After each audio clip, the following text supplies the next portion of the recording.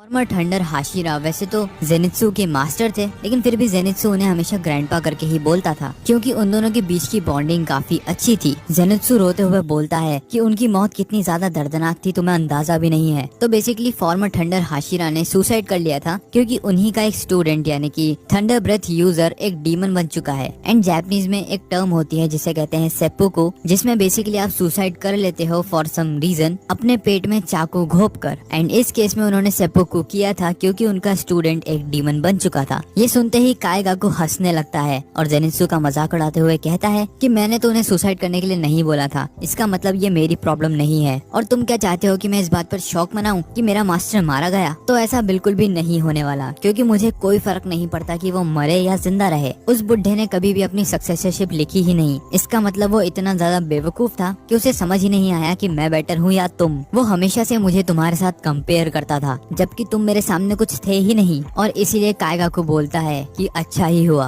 वो बुढ़ा मारा गया, और नॉर्मल डेथ तो वो डिजर्व करता भी नहीं था, उसे तड़प कर ही मरना चाहिए था। ये सुनते ही जेनित्सु बहुत ज्यादा गुस्से में आ जाता है और कहता है कि तुम एक नंबर के डरपोक हो जिसने अपनी स्किन या अपनी जान बचाने के लिए डीमन बनना तक स्वीकार कर लिया। तुम जैसे स्टूडेंट पे तो हर मास्टर को शर्म आनी चाहिए। जेनित्सु फिर बोलता है कि भले ही मुझे थंडर ब्रीदिंग का फर्स्ट फॉर्म के अलावा कोई फॉर्म नहीं आता, लेकिन तुम्हें तो सबसे बेसिक फॉर्म भी नहीं